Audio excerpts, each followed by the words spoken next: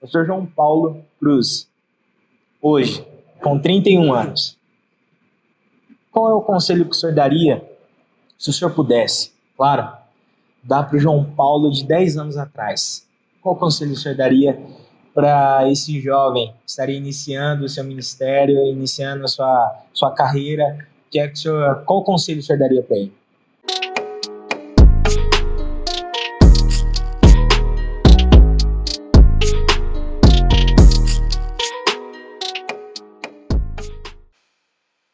Olá, meu nome é Guilherme Bondim, seja muito bem-vindo ao meu canal.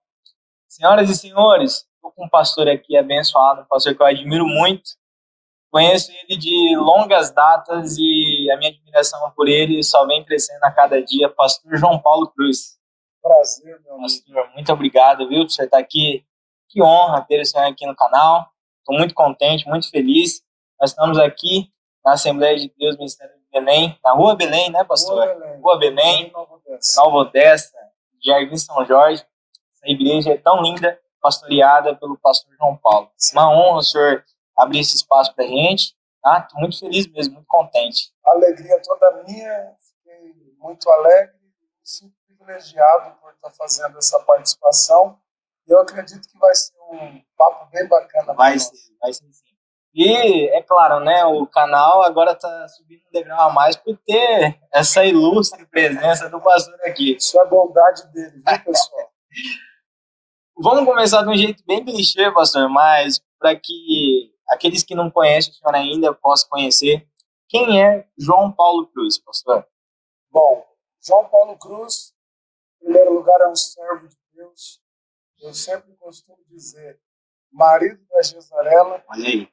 pai do Gunnar e da Karen, e um homem apaixonado pela vida e apaixonado pela pregação do Evangelho. Eu acho que isso aí resume quem é o João Paulo Cruz. E o homem prega, hein, gente? Eu costumo dizer que a gente tem que pegar algumas características de alguns pregadores para, né, tomar rumo, uma posição, e é um pouco dali, um pouco daqui, para a gente ir pegando essa admiração e pegando algumas coisas, aprendendo, né, com alguns pregadores. E o pastor João Paulo é um grande pregador da palavra de Deus, pastor de igreja, mas o senhor prega bastante também, né, pastor? Sim, eu costumo dizer que não existem grandes pregadores, existem grandes mensagens, né? Mas o tempo vai passando e a gente vai adquirindo alguma experiência na trajetória. Esse ano de 2020, eu estou completando 15 anos pregando a palavra de Deus, desde que eu fiz a minha primeira exposição da palavra. E à medida que o tempo vai passando, a gente vai ganhando um pouco de maturidade, e Deus também abrindo portas, realizando coisas que faz com que algumas pessoas nos reconheçam. Mas a gente sabe que o resultado, na verdade, é de muito sofrimento, de muita batalha, de muito esforço, e no caminho a gente vai vendo as bênçãos de Deus sendo derramadas na nossa vida e nos dando um sinal de aprovação. Porque tem as lutas, as dificuldades, mas muitos momentos de alegria onde Deus nos faz entender que realmente nós fomos chamados para isso. Legal, que mesmo. O senhor é pastor da Assembleia de Deus, Ministério do Belém. Isso já faz quanto tempo, pastor? Eu comecei a pastorear no ano de 2013. Na verdade, eu tive em 2013 uma experiência de ser enviado para a obra missionária. Trabalhei numa pequena cidade no interior de São Paulo e desenvolvi um trabalho lá por um ano. E ao retornar desse trabalho missionário, já no ano de 2014, nós assumimos uma igreja em Santa Bárbara do Oeste para cuidar dessa igreja, onde tivemos o privilégio também de construir um templo, né, ali no Vista Alegre. Isso já se vão 6 anos, né? 6 anos com a obra missionária, 7 anos em que eu tenho dedicado a minha vida ao ministério pastoral. Poxa, que legal. E eu preciso perguntar isso para o senhor. Pastorear é vocação ou é chamado, pastor? Eu acredito nos dois. Os dois. Eu acho que as coisas se completam e eu sempre costumo dizer que a vida de um pastor, ela tem pelo menos duas características principais. A primeira característica é o amor. É impossível pastorear sem amar, porque o amor tem que ser a base do nosso trabalho. Eu costumo dizer até que o amor deve vir antes do trabalho, só pode pastorear quem ama. Isso é a primeira coisa. A segunda coisa é o sofrimento, porque o sofrimento é inerente à vida humana. Então as pessoas sofrem, todo mundo tem algum sofrimento. E se o sofrimento é inerente à vida humana, é impossível pastorear sem sofrer, porque pastorear então é sofrer com os que sofrem. Então, isso é a marca de um pastor. E quando nós falamos de vocação e chamado, essas duas marcas estão intrinsecamente ligadas à vida de um pastor. Eu acredito que as duas coisas. Poxa, que legal. E o senhor me deu um gancho excelente. O senhor falou de sofrimento. E, é claro, o senhor está dizendo todas as pessoas, o senhor fala sobre os membros da igreja, mas o pastor também sofre. Sim, A sim. esposa de pastor sofre, a família do pastor sofre. Mas nesse sofrimento todo, pastor, o senhor já pensou em desistir? Muitas vezes.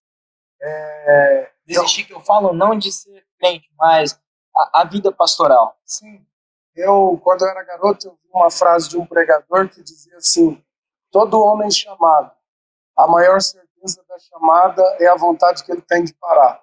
Isso é uma frase do pastor Valdir disse, e eu creio muito nisso. A vida pastoral, ela faz com que o pastor seja coberto de uma autoridade espiritual. Às vezes, nós nem percebemos o tanto de sofrimento que está envolvido em nossas vidas. Mas a esposa, os filhos acabam sendo mais provados nessa questão. E aí, quando você vê esse sofrimento esse sofrimento chegando à vida da esposa, à vida dos filhos, aí toca o coração. Por muitas vezes eu pensei em desistir da chamada, em desistir de ser pastor, mas todas as vezes que eu cheguei no ápice desse momento, Deus criou alguma situação para confortar o meu coração e ainda mais me dar uma certeza de que eu deveria continuar. Então, todas as vezes que eu pensei em desistir, Deus veio até mim e me convenceu de que eu deveria continuar. Acho que legal. E no meio disso tudo, tanto sofrimento de pastorear, vai ter dias que o senhor não vai estar tão bem, acredito. Tem que trazer uma palavra de ânimo para a igreja e o senhor talvez não esteja com aquele ânimo, mas quer transmitir isso e fica aquela guerra, acredito, dentro do senhor de querer passar algo bom para a igreja, direto de Deus para a igreja, uma palavra que possa abençoar o povo e talvez aquilo possa ser uma guerra constante de homem, pastor. Eu costumo dizer assim que o ministério ele é incondicional. Independente das condições, nós precisamos cumprir, exercer esse ministério. Então, o pastor, ele é um ser humano comum. Sim. Uma pessoa diante aí das mesmas dificuldades e paixões que há na vida. Porém, a partir do momento em que nós tomamos essa chamada, nós entendemos que o ministério é incondicional. Então, às vezes, por dentro, nós estamos sangrando. Por dentro, a alma está chorando. Mas a gente tem aquele momento de graça de Deus. Eu me lembro de Paulo, quando a Bíblia expressa que Paulo, por 3 vezes, clamou a Deus dizendo: Senhor, arranca esse problema de mim. E Deus diz a ele: não vou arrancar o problema, a minha graça te basta, porque o meu poder se aperfeiçoa na sua fraqueza. Então, a gente percebe que esse poder vem sobre nós. E aí você está diante da igreja sorrindo, alegre, com aquela palavra tão poderosa, E as pessoas até podem pensar, parece que esse homem não sofre. Mas, na verdade, é um revestimento de poder que vem de Deus. Porque, de fato, a pessoa está sofrendo.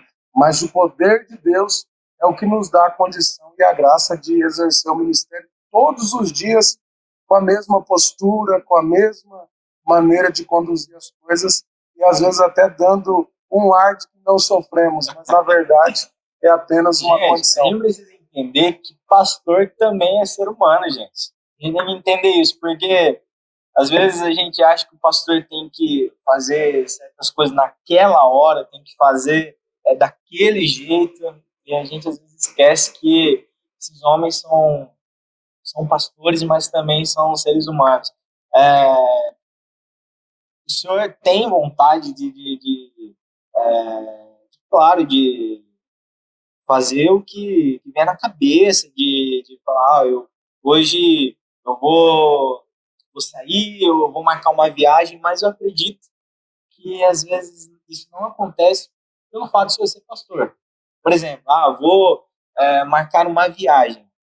Isso não acontece. Férias. Vou tirar férias. 30 dias. Vou desligar meu telefone e não vou ficar aqui. Eu tive uma experiência que, por incrível que pareça, eu disse que estou há 7 anos pastoreando e faz 2 anos que eu decidi que eu precisava romper com tudo e tirar férias. Eu fiquei 5 anos pastoreando sem parar. É claro que fiz dezenas de viagens, mas todas elas para a realização de pregações. E aí você está em meio a estudos da palavra, consagração, períodos de oração, preparação para aquela mensagem que você precisa entregar.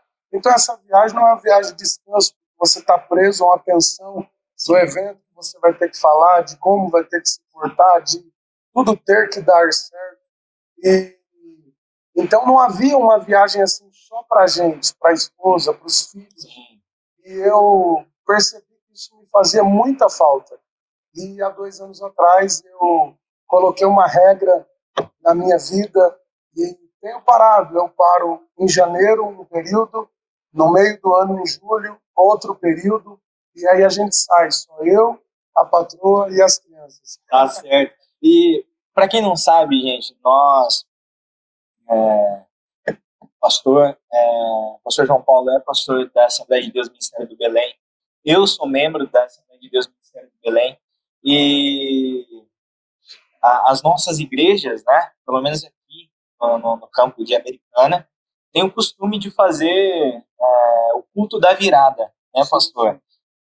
Todo dia 31 de dezembro, o pessoal se reúne nas suas congregações, traz aí o frango assado, a mesa farta, para poder passar a virada no culto, orando a Deus, e quando dá meia-noite, todo mundo se abraça, é muito legal, é muito bacana, isso eu gosto muito da nossa igreja. E a gente precisa entender, talvez o pastor deixou a família, deixou os amigos, deixou tudo para poder passar o culto da virada junto com os irmãos da igreja. Eu acho que não é um problema, pela questão porque você vai estar comemorando a passagem, vai estar junto com os irmãos, alguns amigos que vão estar na igreja, mas o senhor já cancelou muita coisa por causa do culto da virada, pastor? Sim. Na verdade, eu cresci no interior do Paraná e a gente cresceu numa cultura de que a gente tinha que passar de joelhos, passar virada na igreja.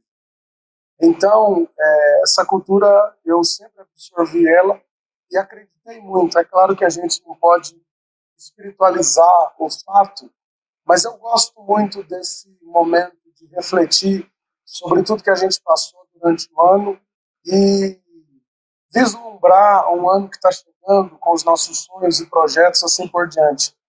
Então, eu sempre ensinei isso à igreja. E eu, como pastor, percebo que muitas pessoas migraram para a nossa cidade e a família está distante, não tem ninguém próximo.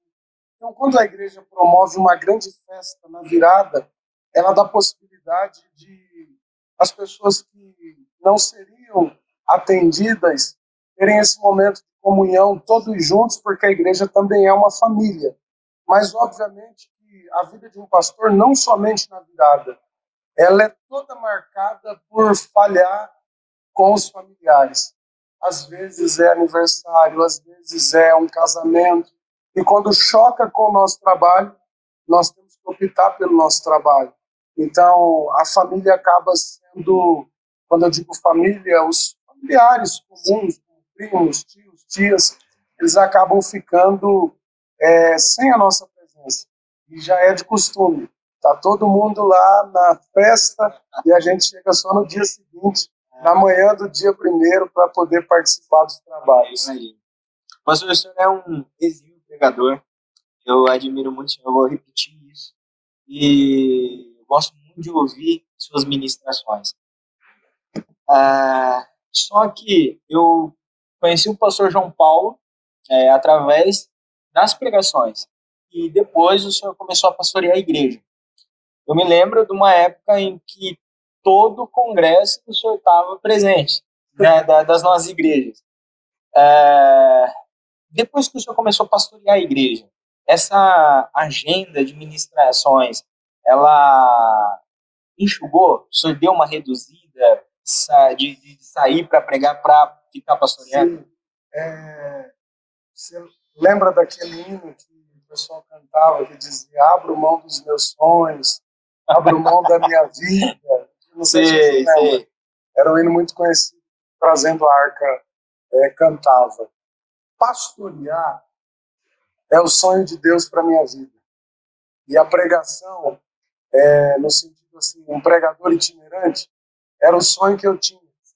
E aí eu abri mão do meu sonho para viver os sonhos de Deus na minha vida. E, obviamente, eu acredito que para mim ter um pouquinho de alegria na minha alma, porque sempre me senti feliz em estar pregando, eu ainda tendo alguns compromissos e tento conciliar com a agenda da igreja local. Mas, de cada 10 convites que eu recebo, eu só posso aceitar 3. E a gente vai a cada dia cancelando ou tendo que abrir mão, né? Essa era uma pergunta que eu queria fazer para o senhor. O senhor recusa muita agenda? Sim. Todas as semanas a gente recebe convites e tem que abrir mão por conta da agenda local da congregação.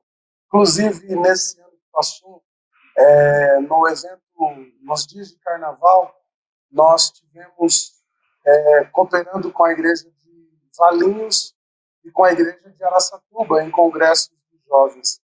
E ainda a gente abriu mão de outras cidades que nos convidaram, mas não tivemos condições de atender por conta da agenda da igreja local. Então, a gente vive isso, né? Todos os dias tendo que dizer não. Tem um pastor amigo meu em Fortaleza, no Ceará, que ele tentou em 16, tentou em 17, tentou em 18, e eu acredito que agora, 2020, nós estaremos juntos, porque foi o único ano que deu certo de a gente conciliar e poder atender a pregação lá. O senhor falou que esse ano completa 15 anos do senhor do Ministério da Pregação, certo? O senhor falou sua idade? Tem algum problema em falar sua idade? Não. Eu costumo dizer que começar cedo é bom, né? E eu não quero que ninguém dê risada de mim depois, porque por incrível que pareça, eu tenho apenas 31 anos de idade. Eu comecei a pregar com 16 anos e hoje já estou com 31 anos de idade. Mas você pode perguntar, mas e os cabelos brancos? E a aparência de mais idade? Isso aí é o pastorado que faz. Não, mas isso é o senhor que está dizendo. Não somos nós, estamos aqui apenas para fazer algumas perguntas. Mas 31 anos, 31 anos e são 15 anos de ministério pregando a palavra. E eu acho isso muito legal, muito bacana. Então eu posso fazer essa pergunta sem medo algum. de 15 anos de ministério pregando a palavra.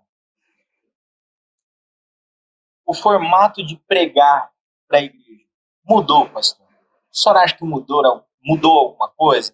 A forma de ministrar, a forma de se comportar num altar. O senhor acha que isso mudou? Eu sempre fui uma pessoa muito preocupada em atender os anseios do ministério local, de nunca sair do que a igreja local espera de um pregador. Então, eu sempre fui comedido com roupas, comedido com a maneira de falar, para não trazer um impacto negativo, que as pessoas se decepcionarem, porque o pregador veio, sei lá, uma roupa amarela, enfim, com palavras... Para quem vier pregar aqui, então gravata amarela não pode. Não, talvez o terno, né? A gravata pode. Mas, enfim, o João Paulo que iniciou era um garoto cheio de expectativas, de sonhos, e foi naquela empolgação. Mas o tempo vai passando e a gente percebe que o pregador ele tem o desejo de alegrar o coração da igreja. Então, a pregação que o pregador que só prega faz, ela atende os desejos da igreja.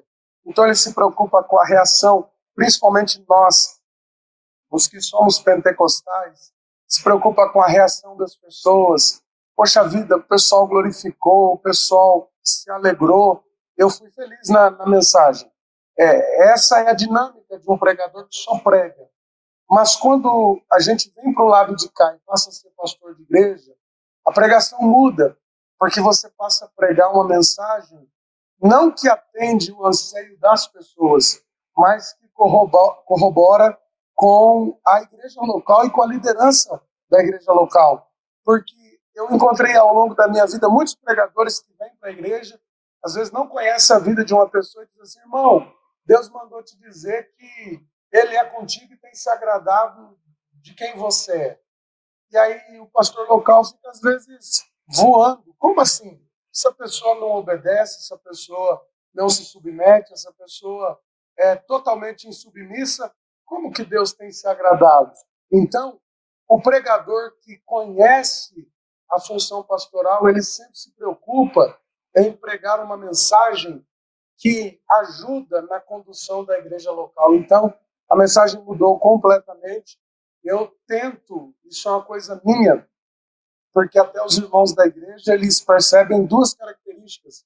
Quando eu estou em um evento, em uma igreja, em um culto, onde eu fui convidado, eu tento ainda manter aquela característica de pregador pentecostal, mas quando eu estou na congregação onde eu sou pastor, a gente se dedica basicamente ao ensino da palavra, e aí você acaba mudando um pouco a maneira de se expressar, mas o conteúdo muda sim, completamente. E isso é muito legal, porque isso quem está falando é alguém que antes só pregava, mas agora é pastor e prega também. Então isso é muito interessante, porque nós, jovens pregadores, nós estamos um pouco, eu, particularmente, eu fico um pouco apreensivo quando eu vou ministrar em alguma igreja, e eu sei que o pastor também prega. Porque, irmão, eu vou ser sincero, nós, Ministério de Belém, nós temos pastores que entendem muito de Bíblia e ensinam, pregam. Então, imagina você, um jovem pregador, assume o altar para ministrar. Você tem que tomar muito cuidado. Vou pedir uma parte para você, principalmente na primeira igreja que eu dirigi, eu tinha uma dificuldade muito grande com isso, porque às vezes a pessoa vem pregar na nossa igreja e aí ele cria essa questão, o pastor aqui também prega.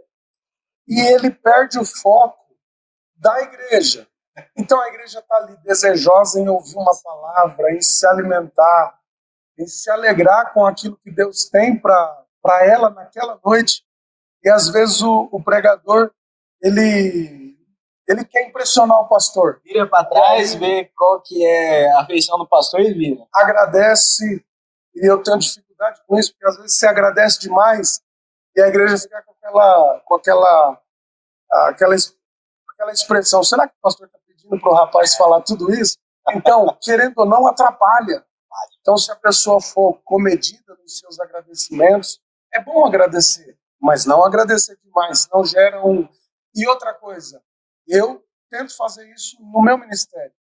Esquecer a figura que está atrás de mim, por mais importante que ela seja, e focar na minha missão para aquela noite, que é abençoar vidas. E aí eu cumpro a minha missão. Porque se eu ficar preocupado, eu não vou ser quem devo ser, e aí o trabalho... Disso, o senhor já travou uma vez? Muitas vezes, isso no começo era muito mais frequente, né? Começo era terrível.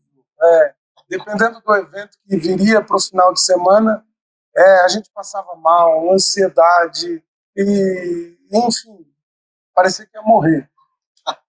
Mas é aquela mesma coisa de sempre. Pegou o microfone, começou a falar, você vê que Deus é com você, te ajuda, as coisas acontecem. E o tempo ele é generoso com a gente nessa questão de nos dar a condição de ter um pouco mais de equilíbrio. O tempo vai passando e a gente vai vendo que não muda. As pessoas que estão à nossa retaguarda ou na nossa frente, elas estão esperando uma palavra. E ninguém está preocupado com palavras bonitas ou com entonação de voz. As pessoas querem ser abençoadas. Então, eu acho que a experiência nos traz um pouquinho disso, de nos preocupar menos com essas questões e mais com a exposição da palavra, e eu acho que isso é o que dá mais resultado. Com certeza. Com base nisso, 3 conselhos que o senhor daria para um jovem pregador? E eu sou um deles, eu quero ouvir. A primeira coisa é ter uma vida de oração. A segunda coisa é ter uma vida baseada no que a Bíblia diz. Oração e palavra é o princípio para todas as coisas. E, em terceiro lugar, ter perseverança, porque não é fácil. Uma certa vez eu encontrei um pregador que ele era muito requisitado e terminou o congresso aquela noite e eu me recordo que eu fui até ele e falei: eu quero ser como você, ora por mim, me abençoa, eu quero ser pregador. E ele olhou para mim e falou: você tem certeza disso? Seria melhor você fazer outra coisa da sua vida, porque pregar é sofrer. E eu não quero que você sofra. Eu não entendi muito bem. Depois que eu comecei a viver a vida de pregador, eu passei a ver que é muito sofrimento. Mas o que faz a diferença é a capacidade de não desistir. O pregador precisa ter a capacidade de continuar. Porque você vai lidar com pessoas que não acreditam, você vai lidar com pessoas que não enxergam em você aquilo que você está enxergando. Eu costumo dizer, se Deus falou só com você, como que você vai exigir que alguém acredite no que Deus mostrou só para você? Eles não estão tão errados. Eles não estão vendo aquilo que só você está vendo. Então você precisa crer. Mas um prédio, nós estamos numa região com tantos empreendimentos imobiliários, quando você vê uma construtora cercar um terreno, começar a trabalhar na base, na estrutura, e tem só uma fotinha lá do que ela pretende fazer, a gente não dá atenção. Você passa lá, será que vai ficar assim mesmo?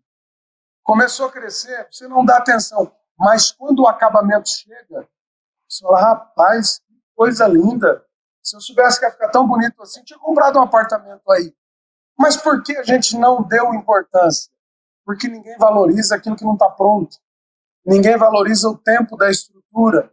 Então, o pregador vai ter que ter uma vida de oração, uma vida de estudo da palavra de Deus, mas ele vai precisar ser preparado.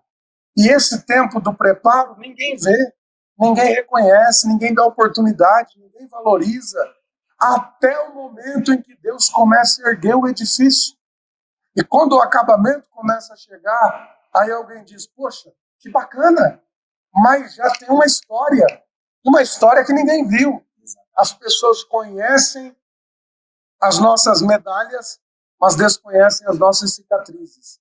Então, se eu pudesse dar 3 conselhos, eu diria: ore muito, estude muito e nunca desista. Isso aí seria aquilo que eu penso para ter um êxito ministerial. Anotado.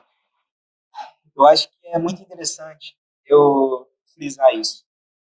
E perguntar isso também para o senhor, aproveitando essa conversa. Quando o pregador... Está acabando minha água. Ele ministra.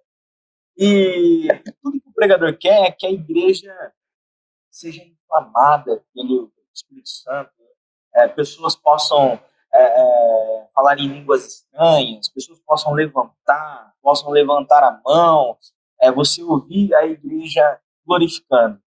Se isso não acontece em uma das ministrações, o senhor acha que o pregador falhou ou foi Jesus que não quis fazer aquilo naquele culto? Quando a gente está começando, eu acho que a gente sempre fica com aquela expectativa e quando as coisas não acontecem, fica com o sentimento: eu acho que hoje eu fui muito mal. Mas à medida que o tempo vai passando, e principalmente quem pastoreia, a gente começa a ter um pouco mais de experiência. Essa questão da expectativa, ela é muito importante. Por que a gente chega num culto normal, é o mesmo pregador, a mesma palavra, e não acontece tantas coisas? Aí você chega num congresso, é o mesmo pregador, a mesma mensagem, 20, 30, 40 batizados com o Espírito Santo, dezenas de almas salvas. Por quê? Porque aquela igreja, ela se preparou em oração, ela jejuou, consagrou, ela fez tanta expectativa de que Deus faria, que Deus respondeu à fé daquela igreja. E o pregador é só um instrumento, e tudo deu certo. Então, o pregador ele tem que ser convicto da vida que ele leva diante de Deus. Se você tem orado, se você tem se preparado, e você é chamado, é um homem de Deus ou uma mulher de Deus, está na direção de Deus, e você foi falar, e as pessoas não reagiram, qual é a condição dessa igreja? Será que essa igreja é espiritual? Será que essa igreja está sendo bem doutrinada, bem ensinada? Porque senão você vai assumir uma culpa que não é sua. Eu, todas as vezes que vou pregar, eu saio com a sensação de que cumpri a minha missão. A questão da expectativa e da reação da igreja é uma questão deles. Porque Paulo diz para nós apresentarmos um culto racional. Então eles precisam entender. Cumpriu sua missão, está com a vida diante de Deus, deixa com Deus o resultado. Se for impactante, maravilhoso, foi o jeito que Deus quis. Se não foi, você não precisa se culpar. Você cumpriu sua missão. Amanhã você vai encontrar outra igreja mais apaixonada pela palavra, que vai fazer você se renovar como pregador. Quantas vezes a gente sai de um culto hoje, prega e fica com aquela sensação: poxa, acho que o pessoal não recebeu a mensagem aqui. Aí no outro dia você vai numa igreja, parece que o céu se abre, tudo acontece, a culpa está em quem? Então, Jesus nos ensinou isso. Se você for pregar e alguém não recebê-los, sacode a poeira e segue. Tem outro lugar, tem outras pessoas. Agora, se você for olhar para isso, vai se entristecer, vai desanimar e vai assumir uma culpa que não é sua. Como eu não sou bobo, eu vou aproveitar essa oportunidade de perguntar isso, que é um dilema para quem prega. Pastor, é pecado repetir mensagem? Eu preferiria não responder, mas eu vou responder. Responde. Vou responder, já que hoje a gente está falando muito do Ministério da Pregação, do pregador itinerante, do pastor. Gente, deixa eu dizer algo para vocês. Eu, como pastor, eu nunca repeti uma igreja aqui na igreja onde eu sou pastor. Todo dia tem que ter comida nova. E eu acho até que... Quanto tempo faz o senhor aqui? Vai fazer 3 anos agora. 3 anos. Você não repetiu uma mensagem? Não repeti uma mensagem. É palavra, gente. Então, Deus tem um mistério tão grande com o pastor porque ele precisa alimentar a igreja. Então Deus dá a palavra toda semana e você acaba se acostumando com o improviso. O pastor é acostumado com o improviso. De vez em quando eu estou aqui e chega uma mensagem de Deus, fala isso para a igreja. Eu levanto e falo. E alguém pensa, poxa, essa pregação aí que o pastor falou é algo, e foi algo que Deus me deu, às vezes na hora. Mas o pregador, ele precisa cumprir a missão. Você já imaginou? Num congresso, as pessoas se prepararam o ano todo para a festa. E aí chega um pregador para improvisar uma mensagem, às vezes sem confiança naquilo que está diante dos seus olhos, e ele frustra todo um projeto que foi feito. Se um hino pode ser repetido e abençoar tanta gente com a mensagem que aquele hino leva, por que a mensagem não pode ser? O que eu acho antiético é um pregador repetir a mensagem no mesmo lugar. Mas se eu falei essa mensagem americana, fui convidado para pregar na Bahia, não tem ninguém da Bahia que ouviu essa mensagem, ninguém nem sabe. Se Deus me falar, porque é bom lembrar isso, gente. Tudo na direção de Deus. Tem que orar antes. Senhor, que mensagem é a de hoje? Essa mensagem é esta. Pode falar. Um certo pensador diz, um sermão que não pode ser pregado pelo menos 100 vezes, não pode ser considerado um sermão. E eu costumo dizer que a perfeição, ela vem da repetição. É por isso que os pregadores famosos são tão seguros, tão habilidosos, é porque eles repetem mensagens. Se fosse um pastor de igreja, não teria aquela facilidade toda. Então, não é pecado repetir mensagem, desde que você não repita no mesmo lugar. Pode abençoar, porque a mensagem é uma revelação. A revelação que Deus me deu, e eu posso abençoar o mundo inteiro com aquela revelação. Glória a Deus. Não, eu estou mais tranquilo. Mas agora, com a internet, a gente tem alguns problemas, porque você vai num culto, sim, e aí o pessoal colocou lá no YouTube, aí começa a limitar a nossa repetição. Aí você olha quem visualizou e fala, ali eu já não posso ministrar, aí o negócio fica mais devagar. Mas eu prefiro ouvir uma mensagem segura, centrada, concisa, do que algo que não tenha aleatório. Pastor, eu sei também que o senhor toma conta da SEMAN, certo? A Missão Manaim. Queria que o senhor me dissesse um pouco. O senhor não precisa se aprofundar nisso, claro, porque é um assunto que eu tenho certeza que tem muita coisa para o senhor explicar, mas eu queria que o senhor falasse um pouco. Quando que o senhor começou a trabalhar com isso e o que isso influencia na nossa igreja? A missão é algo do coração de Deus e do meu também. Sou muito apaixonado por missões. No ano de 2014, quando eu retornei da obra missionária, o pastor, em saudosa memória, pastor Antônio Munhoz, me convidou para ser o secretário de missões do campo de Americana. Eu ainda não me considerava, e não me considerava capaz, nem preparado, mas ele acreditava muito na minha chamada e acabou me convidando. Eu aceitei o desafio de liderar as missões de Americana. Depois veio o pastor Cláudio Munhoz.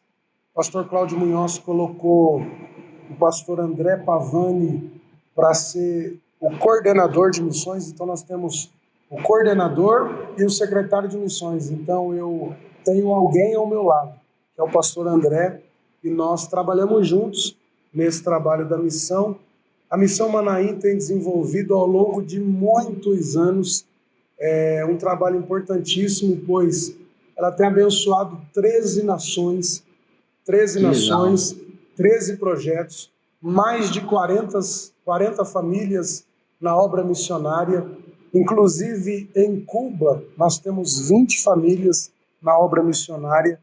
Então, não dá para mensurar o tamanho da bênção que é a Missão Manaim na vida de muitas pessoas que chegam ao conhecimento de Cristo através da pregação do Evangelho feita pelos nossos missionários. Eu tive a alegria de conhecer muitos desses projetos e posso dizer, assim, de boca cheia, que a missão é uma missão séria, que abençoa projetos sérios e uma missão que pode ser confiável a quem deseja investir na obra missionária, pois nós temos feito um grande trabalho e temos visto o milagre de Deus acompanhando a obra missionária. O pastor Cláudio tem uma condução que é importante dizer isso, né? Por mais que, como secretário de missões, nós tenhamos demandas a resolver, a gente só faz o que o nosso pastor dirige e orienta, né? Então a orientação vem do nosso pastor e a gente cumpre tudo aquilo que ele nos pede, e temos já aí há 6 anos trabalhando com a Secretaria de Missões Americana. Que legal. É importante frisar isso, pessoal, porque a seriedade desse trabalho no campo de Americana é muito grande. Eu falo porque aqui no campo nós temos o costume de todo terceiro domingo, né, pastor, ter o culto de missões. E o que é legal é que de cada congregação tem um pregador enviado para ir ministrar em algumas igrejas. Então, por exemplo, se eu sou de Nova Odessa, eu posso pregar em Santa Bárbara, e um irmão de Santa Bárbara pregar em Nova Odessa, e assim em todas as nossas congregações. E a seriedade é tão grande porque nós somos um grupo no WhatsApp. Eu não sei quando é que você vai assistir esse vídeo, mas em 2020 eu, Guilherme, sou um pregador enviado de missões. E é tão sério que no grupo de WhatsApp o pastor João Paulo colocou por esses dias lá: irmãos, nós precisamos levar uma mensagem missionária para os nossos irmãos. Porque tem alguns pregadores que esquecem, né, um pouco disso. Uma vez um pregador disse assim: eu vim pregar missões, mas Deus mandou mudar a mensagem. Eu não consigo acreditar nisso. No culto de missões. Como que Deus não vai querer que alguém fale de missões, Sim. Né? E assim, nós temos diversos cultos durante o mês. Um culto é destinado a missões. Eu acredito que Deus não vai mudar a mensagem. Eu também acho. E o importante é que as ofertas, a contribuição dos irmãos também nesse culto é gerado para missões, né, pastor? É gerado para tudo isso. Eu acho muito legal, é um trabalho muito sério, é um trabalho muito importante. Eu costumo dizer, não existe igreja pobre que não possa fazer missões. Existe igreja pobre porque não faz missões. Mas louvado seja Deus que a Americana toda a vida fez missões. Verdade. E é por isso que Deus tem abençoado grandemente o nosso campo de trabalho, na liderança do pastor Munhoz, agora na liderança do pastor Cláudio Munhoz, porque são pastores apaixonados pela obra missionária. O pastor Cláudio tem isso como, assim, prioridade. Tem dado atenção à obra missionária, isso é uma bênção para a nossa igreja. Legal. Pastor João Paulo, que bagagem, hein? O senhor tem muito a nos oferecer. Foi um conteúdo muito legal, uma conversa muito transparente, franca. Falei para ele que eu não iria fazer perguntas que ele iria ficar constrangido de responder. Algo muito legal, pastor. Eu estou muito à vontade aqui fazendo essas perguntas para o senhor, porque o senhor é alguém que a gente acompanhou o ministério há um certo tempo. Eu me lembro de ti, bem menorzinho, né? Pequenininho. Magrinho. Ele não era assim, era bem magrinho. Olha aí, na nossa igreja, no Jardim São Francisco, qual eu congrego hoje, nós tínhamos uma vigília lá. Sim. E o pastor João Paulo ia ministrar lá. Não ia só ministrar, mas ele frequentava também essa vigília. Inclusive, eu conheci a minha esposa lá, né? Verdade, né? Conheci a minha esposa lá no ano de 2009. E 2010, um ano depois, nós nos casamos. Então a igreja que ele frequenta me abençoou, né? Porque ela proporcionou o encontro. Acho que era o Fernando, né? Foi Pastor o Fernando, pastor Fernando. Dirigir aquela vigília. Foi um tempo muito bacana, É. muito marcante na minha vida. Eu só tenho que agradecer aquele povo. É verdade, eu fico muito feliz de estar lembrando isso. Eu me lembro, vou contar isso porque isso é muito legal. Um dia, o Fernando falou, Guilherme, nós vamos numa outra vigília, né? E ele me levou porque eu ficava no som na igreja, né? E os pregadores me adoravam porque Dava retorno. E eu falei assim, não, vamos. E eu lembro que ele falou assim, não, eu só preciso passar aqui na casa de um amigo que ele quer falar comigo. Eu falei, não, tudo bem. E era a casa do senhor, não lembro se era a casa do senhor, se era a casa de algum parente do senhor. O senhor estava fazendo um churrasco naquele dia. E eu lembro, eu falei, pai do senhor, pastor João Paulo, tudo bem com o senhor? Ele falou, tudo bem, filho, vai lá pegar uma carne pra você comer. E eu fui lá, cheio de vergonha, mas comi a carne. Não deixei de comer, né, porque eu não sou bobo. E foi muito legal. Gostando de churrasco. Continua? Precisamos marcar um, pastor, precisamos marcar um. É muito legal, o pastor João Paulo sempre foi alguém muito humilde, muito bacana de conversar, muito legal. E eu particularmente gosto muito dele. Abençoou muito a nossa igreja, abençoou muito a vida dos jovens pregadores que estão vindo agora nessa geração. Isso é muito legal, muito bacana. Mas, pastor, para encerrar com chave de ouro, eu acho que isso é muito legal. Eu perguntar para o senhor, eu quero que o senhor responda. Fica à vontade para responder. Pastor João Paulo Cruz, hoje, com 31 anos, qual é o conselho que o senhor daria, se o senhor pudesse, claro, dar para o João Paulo de 10 anos atrás? Qual conselho o senhor daria para esse jovem que estaria iniciando o seu ministério, iniciando a sua carreira? Qual conselho o senhor daria para ele? Eu diria para ele ir com mais calma. Eu conquistei muitas coisas muito cedo, mas elas me custaram muito. Até um adágio popular que diz que a quem muito é dado, muito é cobrado. E as cobranças vieram de uma maneira avassaladora. E isso, às vezes, pesou muito. Então, eu acredito que o João Paulo poderia ter sofrido um pouco menos. Sim. Se algumas coisas tivessem chegado um pouco mais de calma. Foram muitas responsabilidades, muitas coisas. E eu acredito assim que, não eu, porque eu disse que o pastor é revestido de uma autoridade e não percebe muita coisa. Mas a família da gente acaba sofrendo um pouco mais.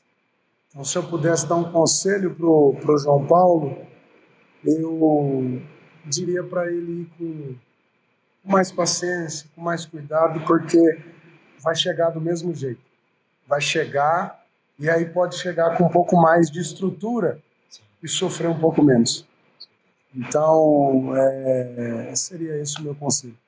Poxa, que legal. Pastor João Paulo, muito obrigado. Obrigado por essa conversa, por esse papo tão legal, esse tempo de qualidade que nós tivemos aqui hoje.